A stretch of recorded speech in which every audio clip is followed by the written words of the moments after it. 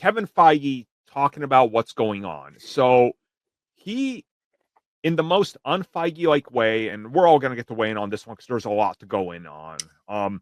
He was very open, very transparent, talking not in circles and non-committal answers. Like, he was giving actual answers, and he was just point blank asked about Secret Wars, and he said what most of us suspect, know, and can surmise from everything. Like the comics, it's not going to be a full-on reboot. He even said it's a reset. It's not a reboot. Right. It's a reboot, reset of the universe. So my takeaway was, after Secret Wars, the MCU is going to look like Superman. Things are just happening all over the place, and enjoy it. You're like, sure. It's like you've had 20 years of established history. We're not getting rid of that because that leads into this one specific moment. This one specific moment is and it just looks slightly different now. Right. Yeah. So, okay, Ricardo, how do you feel about a reset, reboot, whatever they're calling it? I mean, I'm perfectly fine with it. I just hope, because he was also within that article, he was very open about like recasting, blah blah blah blah blah. I'm like, cool, that's fine. But then I think about certain stuff he says. He was like, Captain America 4 failed because it wasn't Chris Evans. I was like, that doesn't sound good, because that means when you said it, someone is going to be having wings again and no shield. So it's like certain things. I'm like, okay, I'm happy for the reboot, but then there's certain words he says in there. I was like, that means you don't fully. You just keep showing me that there's certain characters you just don't fully trust with, and I'm like, that's kind of messed up. But I guess I just got to see how it goes, because all I know is it seems like he's super excited for X-Men, and I'm down for X-Men. So I'm curious just how they're gonna go about with that. I get the feeling they're obviously going to recast like the Marvel, the big three, right? You're going to get Thor and new Steve. He literally deflected the question by talking about, hey, only Sean Connery can play James Bond, right? It's like, ooh, he's setting us up. He even mentioned, well, Amy Pascal was working on the new James Bond. They're going to recast, so it's a legacy role. It's like you said, Mitch, like you're about to say, we're getting there. It's just, you're going to get them. They're just not going to be the focus. Right. It's going to be like the Justice League or the Justice Game. Superman. They're there, but they're not. Let's say we get to the reset universe, right? They cast a new 30-year-old as Captain America, Steve Rogers, right? You know what that enables them to do? It enables them to do a flashback World War II film about Cap and the Howling Commandos and Wolverine together. There's your billion-dollar Captain America film. And you can still have Sam be Captain America, because you can you can go like, hey, it's the MCU now is a time and a place in the universe where you have Sam, Steve, and Bucky all with the shield. Yeah, here's the Captain America Corps, or whatever they're going to call it. Like that's. I also think. Sorry, Mitch, I didn't talk over you. That's at the end. That's fine. Well, I also think that there's something to be said for Brave New World failed because no Chris Evans, and also like the Sean Connery comment. I do think he was being glib intentionally, and I also think that that's Feige. Based on how we know he's talked about things before, I don't necessarily think he's saying it failed because there was no Chris Evans and that's our fault. I do think that is a condemnation of the viewer when he says that, and maybe that's just me interpreting it differently. Like maybe that's me putting too much faith in Kevin Feige that he isn't, pulling a Disney, woke-a-lite nonsense, and not that that's the only reason why the Acolyte got canceled. Yeah. But like not being mindful of the optics of how that happened, right? And like, going, we did too good of a job with Steve. We fumbled the ball with Sam. Yeah, we didn't do a good enough job with Sam. The fact that he's saying that, it's like, well, it's because of this. Okay, and then he doubles down with a second dumb comment. Thunderbolts failed because they're all from Disney Plus shows. You Only one is from a Disney Plus U.S. agent? What are you talking about, bro? Yeah. What are you talking about? But again, movies. Because again, not to be the contrarian on the panel today, but like I think that I read a lot of this, and Travis and I had a very interesting conversation talking about this whole press conference on the most recent Nerd Academy episode, and this is all we talked about was this, and you know, he was frustrated that he didn't feel like Feige was being forceful enough. And I felt like Feige was being very forceful and a lot of pushback to a lot of just kind of agreed upon narratives. I was also frustrated by that comment, but I also think that he's going like, this is the public perception. This is what I have to work with. Sure. Yeah. Is that people are saying all of these characters are from TV shows. You know, what, like you said, I was like, yeah, U.S. Agent, you know, Yelena's originally from a movie. You know, maybe the thing with Yelena and Red Guardian they premiered on Disney Plus. Yeah. So like, I get what he's saying. He wasn't the best. Or like Val, he didn't vocalize it like great, but. Right? Yeah, you know, so like I don't know. I like a lot of what he had to say in this. Like again, just gigantic junket. You know, that has been so hard to keep track of because every publication is going in a different direction with everything they said. The same paragraph I searched the same paragraph on 5 different websites that aggregate, you know, the news. Each single one had a different headline that you would think was a completely different article that they were pulling from. I was like, bro, this is just one paragraph of what he said among like 5 statements. It was a lot. And I'll also go so far as to say not to throw rocks sitting on your platform here. I will also say I'm not shocked by the fact that the biggest outlet to go with the Cap 4 failed because no Chris Evans was Collider. And it being something that Steve Weintraub was pushing for, like a conversation to be had, because Shocker, Frosty, and has his beef with Anthony Mackie. So imagine my surprise that he's the one trying to be like, so say it failed because of him, because Weintraub has beef with Mackie for some reason. Because it isn't like Man of Steel, that's literally it. What a pussy. That movie's like 15 years old, and he's a grown-ass man. Dude, I use man very lightly there. Like, somebody got upset at me because I said we need to move past Superman the movie. And they were like, no. I was like, bro, it's 50 years old. It's okay to say a Superman film is better than Superman the movie because for its time, it was the best. Just like in 10 years, it's okay to say that there's something better than The Dark Knight. We'll be like 25 years past it. You know, like we got to get there at some point. No, and you know what? I hope we don't, because I culturally love being the black sheep who goes, The Dark Knight is criminally overrated, and then it's hardcore overrated and getting attacked for it. I love. There are exceptions to the rule. That can be. I love walking into a room and going, Revenge of the Sith and The Dark Knight are criminally overrated, and then everybody starting to shoot at me. Yep. For it. Yep. And I'll never realize. Or that BVS is better than Avengers. I had turned 18 5 minutes. So you were an adult. I was a teenager. You were legally allowed to vote and make political choices. I did. I was. And you know what? I was also tuned into y'all's show. So do with that what Hold up. I got a question about that, though. Was that pre or post Alex Jones indoctrination? Okay, first of all, that was actually like around the same time I became obsessed with Alex Jones because I saw that episode. So yeah, no, that was a last week tonight. Like I had seen the Turn the Frogs Gay video. And I'm like, wow, this guy's wild. And I saw the last week tonight piece on Alex Jones, and then my brain was damned for eternity. But with the Feige stuff, the part of this I love the most, that felt the most standing upon business with this whole thing, was Feige clearing up the "we sold the Blade costumes to sinners" thing. I was clapping reading this article where Feige, because again, like it's all narrative stuff. It's all narrative.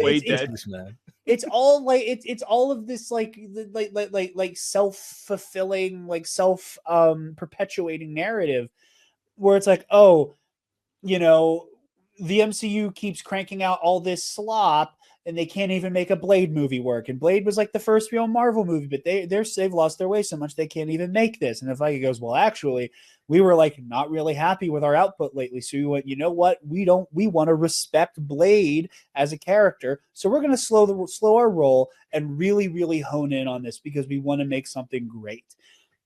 So they do that. But here comes again, and had they not done that, it would have been, oh, look how easy Blade was to make in the 90s, and now it sucks. So there's a no-win situation there that Feige has to just hold this unfair L on. And he's like, yeah, we're working on there's 4 different versions of the movie. Half of them are period pieces, half of them take place in the modern day. And we were like, and we had abandoned doing the period piece some time ago, and we were sitting on these costumes, and we knew what Ryan was doing, and Ryan asked for them, and we gave them to him. But we don't know that until Feige tells us the story. All we hear is, again, the self-perpetuating, Marvel is dead narrative that does the whole, oh my God, Blade is stalling so hard. The only way for them to recoup any money on it is to resell the costumes to a real filmmaker. And again, Sinners might be one of my favorite movies of all time. And that movie came out this year. Yeah. I'm waiting to sit down and give it a proper rewatch before I put it in my Letterboxd top 4, which it will likely end up in. Okay. But it's an incredible, perfect movie. But again, the narrative is so corrosive and it is so reliant on being so just unflinchingly negative and vicious that, of course, the only thing people took away from that story was, oh, Blade is floundering so hard they need quick money to make up for it by giving Coogler these costumes. And I love that Feige was like, no, this was a version of the movie we were never going to make, and we made our minds up on not making this movie some time ago. Here's the thing: we were never going to make this. No, that's not true. You don't have costumes for a movie you were never going to make. Remember, they were about to shoot that version of that movie. And then they chose not to. But what I'm saying is that this version of the movie, they had made up their minds a while ago that they weren't going to do. But it's just there is credence to that they have been kind of fumbling about with Blade, and they haven't really got a thing. Of course, I'm not saying that it's been a painless process. What I'm saying is that it has been overblown into this damning example as to why Marvel is dead. When in reality, again, how many times has stuff like this happened? Justice League Mortal, Superman. Whatever the Nick Cage Superman movie was. Oh, Superman Lives and Superman Flyby, and there's. I mean, coming next year is Mattel is they're putting out the Masters of the Universe movie finally. Over the last 2 decades, $3 box office. Oh, it's going to do pretty terrible, but they collectively between WB, Sony, WB again, Netflix, WB, Sony, and now at Amazon and MGM, they've spent over $100 million developing that film over 2 decades. So there is a problem with that and how long it takes. And again, Marvel got into that. They're teasing all sorts of future universe projects. I'm excited for all of it, obviously, because I want to see it because I'm a fan of this. I don't want it to die off. Nobody wants it to die off. The people that want that, they're not fans. The ones it will never die off. They physically can't. It's their entire business. Exactly. It's their entire business. The people that are dead set on, I can't wait for the MCU to end. When it ends, your grift is up and you're not going to make money. So you're just saying that. You don't want it to end. I want to ask, again, I want to go around the circle. Ricardo, how do you feel about the current status? They tease a reboot, whatever that means, and then the projects that are still coming out that aren't out yet, which are plenty of them, which they announced, and tease sequels, and the return of multiple characters we haven't seen in years are also being returned. How do you feel about it? Debatable, because I feel like knowing Feige, and since he's again with his wording of Secret Wars, even though soft reboot, etc., this is just gonna be him to be like, look, if some stories don't finish, just pray, write fanfics. Miss Marvel show, who knows? New Avengers, I mean not the New Avengers, but the Young Avengers ain't coming. They're gonna have the Defenders were apparently being set up in the new Daredevil. Who knows what's gonna happen post reboot? I know, like I said, the main thing Feige just been talking about is look, that X-Men about to be crazy. X-Men only, mutants forever. That's it. That's what he's talking about. And I will say this, Feige, what I need to see, I don't care what you said, I need to see Blade in a leather jacket. It's not that hard, brother. It's not that hard, Logan. It ain't that hard, brother. So I don't know. The hot take is Blade doesn't need a leather jacket. Look, that is a 90s thing. Do 90s comics thing, Blade. forever thing. He could wear the bodysuit, leather jacket. I don't care. It's like you can have Blade in one building for the whole movie killing vampires. And then that's all I need. That's all I need. The movie could be an hour and 30 minutes long. Stop overcomplicating the thing that everybody has been wanting most. The damn leather jacket, the damn sunglasses, him killing vampires, and call it a day. If you want to do whatever, just after that one movie, don't have him fight Eternals and Celestials when he in his first movie. No, that's it. Just okay, I'm done. Just deep fake Mahershala's face onto Blade 1, re-release it, and nobody will know. Just be like, yeah, what? You just got to add in modern music, so just add in like Sabrina Carpenter during the Blood Rave, and who's gonna know? You know, just it's fine. It's fine. It's, you know, there is a really funny like musical, like the music being a character thing you could do if you use taste. With during the Blood Rave, that would be funny. And no, like, and Ricardo, like, I don't disagree with you. You know, like again, like it does feel bizarre that Blade is the one that feels hard to do. I also understand, but I am sympathetic, and I do understand that like you have goddamn Mahershala Ali who asked for this movie, who legit went to his which I think is the problem. Movie. Well, he's coming here being like, I want to be in this movie, make this movie cool. We're on the tipping point of a restructuring, and everything's gone to shit. Yeah, I think how do we fit Blade into this pile of slop? But that's then it will be Feige's fault, right? Because he's really like, yes, we got this. Because he's the one who confirms it. I wasn't saying it wasn't, but I think it's Ali was the catalyst for this going this way. I also think that there's something to be said that, like, you know, well, I talked about this with Thunderbolt's New Avengers on Teen App, where it's like, I really like the idea of the conflict between Sam and Bucky. We don't have time for this right now. No. You know, like the fast track we're on, right? You know, and like, and in a similar way where it's like everything, I think, again, I think I think they feel a obligation to have everything building towards a specific moment for Doomsday to work, right? Mm-hmm. That it's like, where do we fit Blade into this? Where do we fit Blade into this where he doesn't have, where he isn't overshadowed by a growing narrative of leading towards, you know, this apocalyptic multiverse situation. And I also think that there's probably a better place for Blade post reset. You know, I think that, you know, you can put a little distance between Blade and the Marvel is dead, Marvel is back nonsense, you know, because again, let's be very honest here. Mahershala Ali, whatever happens in this movie, because it is an iconic film that is going to be led by a person of color with probably a lot of people of color behind the fucking camera. Sorry. Yeah. That like there's going to be the anti-woke whatever push behind it. And I think that there also is a benefit. I'm not necessarily saying this is part of the calculus, but I hope it is something they're considering, that if Doomsday and Secret Wars do well commercially, critically, you know, pop culture has its Marvel is back and we're done with this back and forth nonsense, letting Blade get to be one of the opening salvos of the new reset timeline, you know, and be able to have no stink attached to it from all of the culture war and cultural kind of degradation of nerd culture. I think they're trying to put it in a safe place and to also not put this 2-time Oscar winning, you know, amazing actor in a situation where he has to defend a movie that has to fight for its life culturally. Yeah. I think there's a lot of factors there where like it is frustrating that like, because like you said, like on paper, I think most people who can pick up a pen and paper could write a Blade movie in their sleep and it be better than Blade Trinity. You know, like that's the bar to clear, right? Be better than Trinity.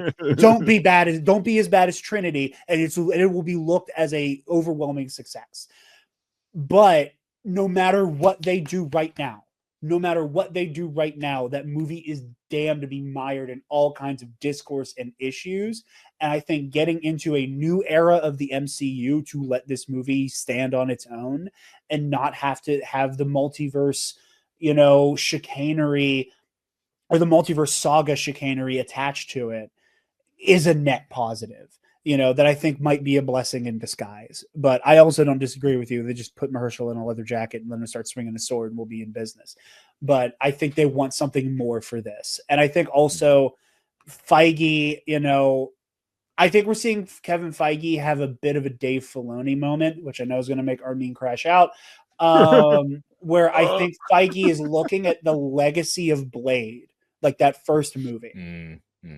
And assigning a lot of reverence to it, and going, we don't have what we have right now without that movie. Without that movie, we do not have this empire.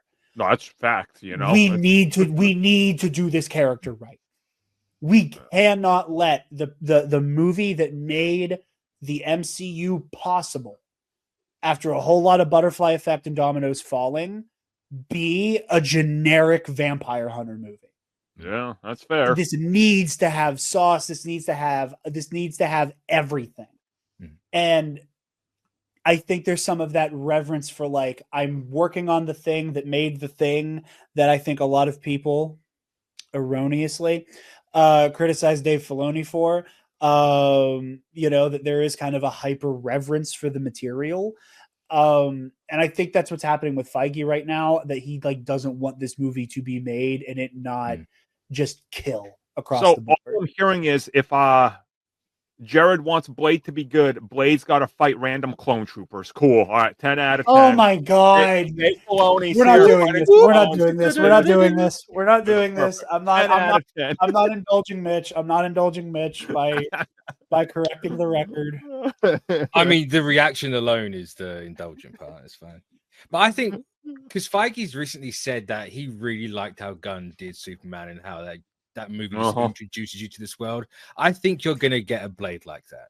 I think you're going to get 3 or 4 Marvel movies post Secret Wars that are exactly like that. Like, hey, I think that's what they're going to do with like Blade's going to be the cornerstone of the supernatural corner, right? Like, here's the Avengers bit, here's the mutant bit, here's the space bit. You're going to get that for the start, and that's probably why he's like, you know what, we're going to sit on this movie for a little bit. Yeah, that's why I feel like he's very comfortable with like X-Men, right? Because what's been like the most asked question, like, how would X-Men fit in the MCU? How are they gonna face so and so and all the segregation, all the lash? When you have Captain America, Iron Man, he's just gonna be like, look here, X-Men, good writing, X-Men, just call it a day.